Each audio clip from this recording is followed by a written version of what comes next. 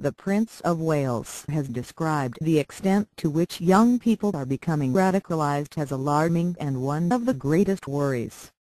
In an interview with Radio 2's The Sunday Hour, Prince Charles spoke of his hopes to build bridges between different faiths. He also spoke of his deep concern for the suffering of Christian churches in the Middle East. He is currently in Jordan on a 6-day tour of the region. The prince arrived in the capital Amman on Saturday night and is due to hold talks with King Abdullah II later. On the radicalization of young people, Prince Charles says, "Well, of course, this is one of the greatest worries, I think, and the extent to which this is happening is the alarming part. And particularly in a country like ours where you know the values we hold dear. You think that the people who have come here, are born here, go to school here, would imbibe those values and outlooks. The frightening part is that people can be so radicalized either through contact with somebody else or through the internet, and the extraordinary amount of crazy stuff which is on the internet." He told the BBC programme he believed part of the reason some young people are radicalized is a search for adventure and excitement at a particular age. The prince also discussed the work of his charity the Prince's Trust in combating radicalization. He said, "What I have been trying to do all these years with the Prince's Trust is to find alternatives for adolescents and people at a young age, for constructive paths for them to channel their enthusiasm, their energy, that sense of wanting to take risks and adventure and aggression, and all these things. But you have to channel them into constructive paths." The Radio 2 program covers visits by the Prince to Armenian, Roman Catholic, Chaldean and Syrian Orthodox churches in the UK, and contains accounts from members of these denominations who have had to flee persecution in Syria and Iraq.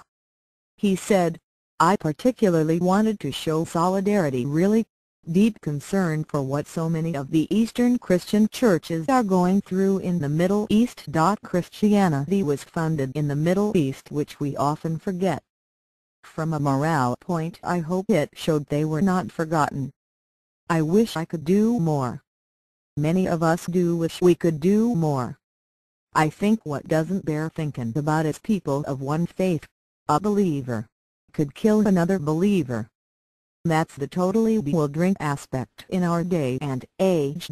He suggested that when he becomes king, he may still be sworn in as defender of the Christian faith.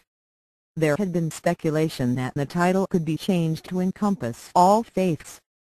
However, he said he believed an important part of our role was to be a protector of faiths, defending every religion in multicultural Britain. During the interview, the prince also considered how different communities could live alongside each other. He told the program, "I think the secret is that we have to work harder to build bridges, and we have to remember that our Lord taught us to love our neighbor, to do to others as you would do to you, and just to go on despite the setbacks, and despite the discouragement, to try and build bridges and to show justice and kindness to people." The broadcast comes after a new book claiming the prince wants to redefine the monarchy was published. The book's author, Catherine Mayer, said he has an extraordinary relationship in the Gulf. She added, "It's partly just because he's a prince." Also, he gave a speech on Islam in 1993 in which he talked about Islam not having a monopoly on extremism, and he talked about the Christian Crusades, and he talked about the good things in Islam. But anti-monarchy group Republic said the prince's views must be subject to scrutiny. Graham Smith, Republic's CEO, said, "MPs in particular need to face up to the new reality of an activist prince and must be free to openly challenge what Charles says."